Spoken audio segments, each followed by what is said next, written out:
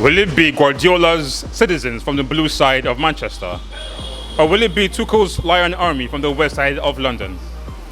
Chelsea or Man City? Who do you feel will win the Champions League? Stay tuned. That's our topic for today on Football Wahala. And I'm your host, Noise the Voice.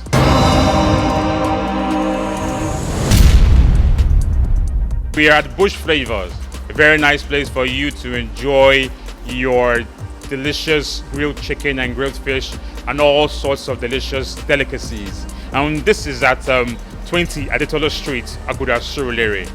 So we'll be expecting you to come down here and join us so we can share a few laughs, have some chilled drinks and discuss football.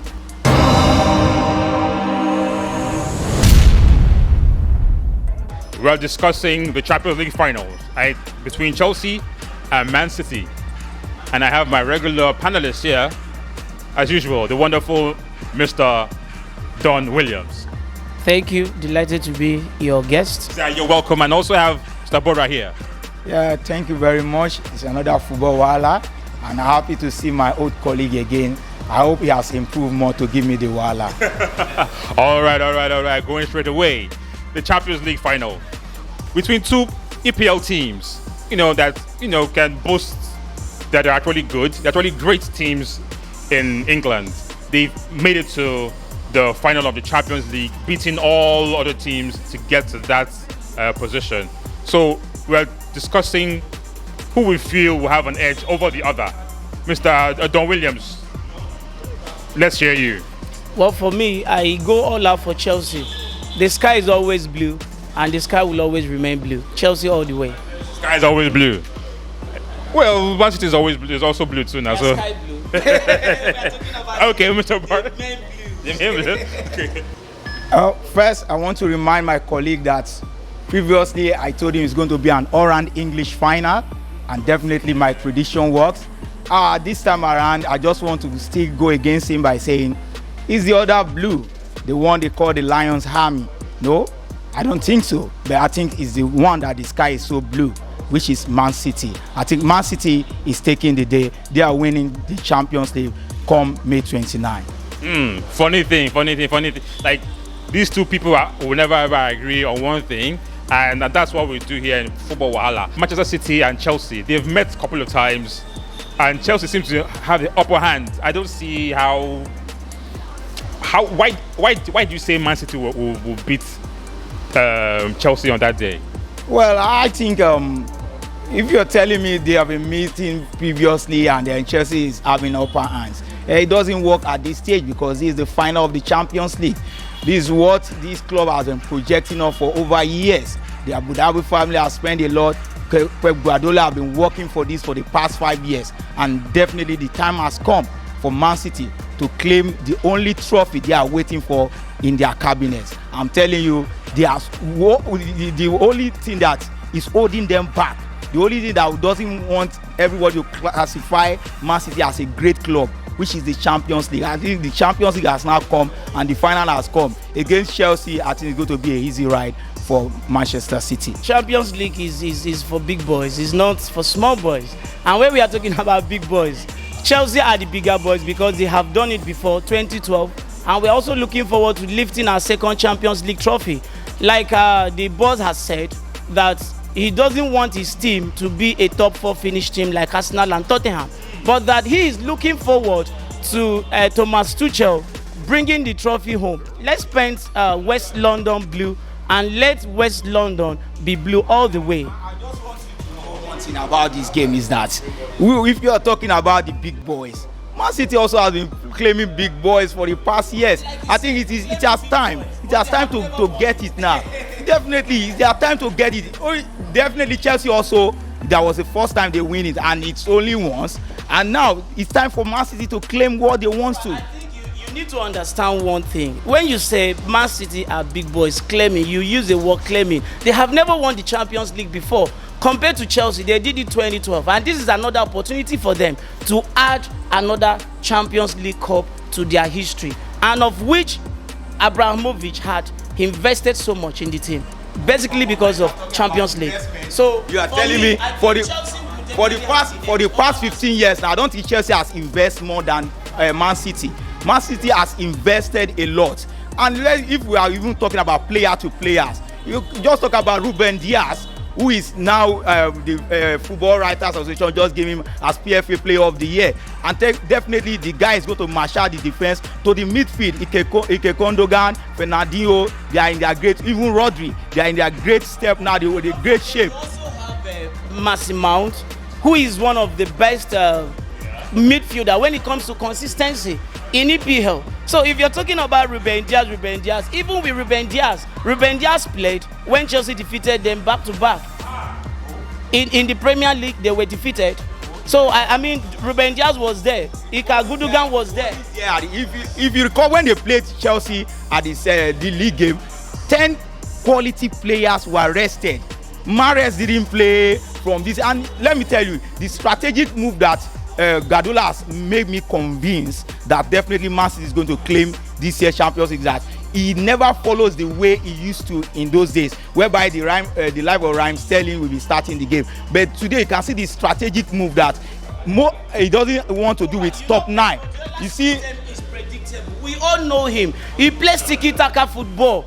And for you to win a Champions League match, you don't need to play tiki-taka in most cases. Chelsea won Champions League, their first ever Champions League, as an underdog against the best team of Bayern Munich at that time. Nobody ever gave them a chance. Bayern did all the position and everything. So what counts is the 90 minutes. Is this same tiki-taka this same Guardiola used with Barcelona 2009, 2011? So it doesn't mean that tiki-taka cannot work anymore. It can still work anytime, any day. See, let the factual to ourselves. He's not just more of a tiki-taka playing coach. He believes go in there, rob the game, and hit the ball inside the net and defend. You said Guardiola had Messi while he was at Barca. Yes, he had Messi, who was fine, but having 3 players on the pitch. Okay, fine. Now that's kind of interesting. Now, let's draw another discussion now, based on the powerhouses in the different teams. You know, the players that they have in their individual teams that they can make an impact. You know, we have the likes of Conte for Chelsea. We have the likes of De Bruyne for Man City. That is the midfield. We have the midfield power tussles right there. So don't you feel? Who do you feel will actually have an edge over the other? The thing is, if we are looking at players' individual qualities, we need to also understand what can they do. Fine, we know De Bruyne. We know him with that good ability to give the final pass. Yeah, but then Kante, when it comes to work rate, when it comes to the energy he would inject into the team, you can't take that away from him. So if someone like De Bruyne, I can assure you he will be completely marked out of the game.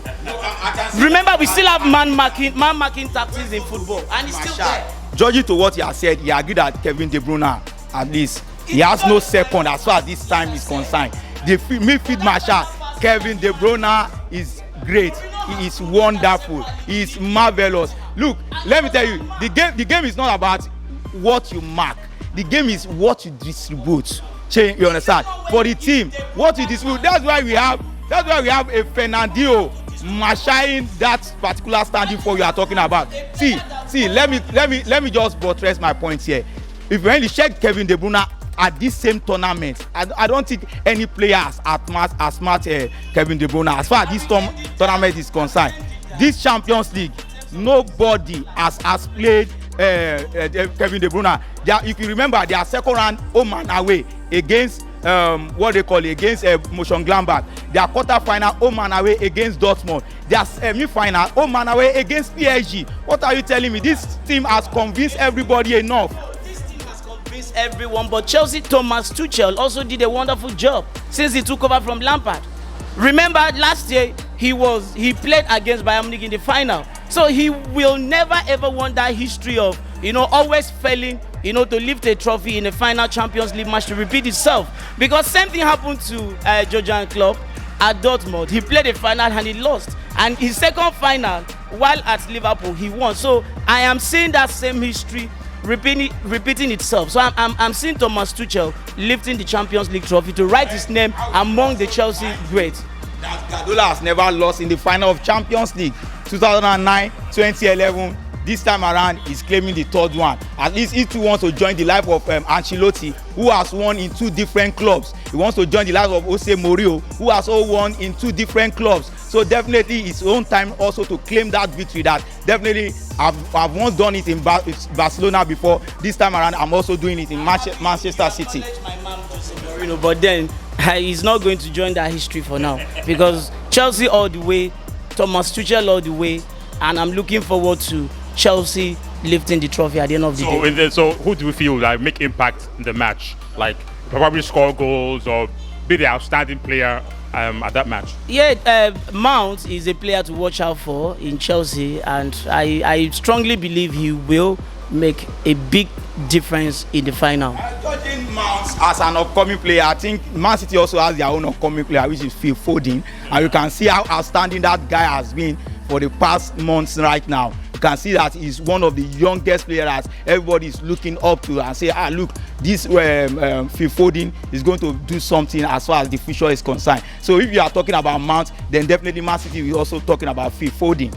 You understand? And you are talking about the striking role. Many people have been complaining about Chelsea not having a striker, an outstanding striker, but for Man City, I don't think they have such problem. Everybody can come from anywhere and deliver. Riyad Mahrez is there, Raheem Sterling is there, Phil Foden is there. Like you say, anybody can just come from anywhere. Like a Mason Man could just surprise you and just give you a long ball. I've seen Chelsea fans complaining all this while that Chelsea has 4 strikers and none of them could play into the field. Abraham is there, Werner is there, Olivier Giroud is there. All these players are not. And did you see a Giroud starting Champions League in a Champions League match for Chelsea? When last?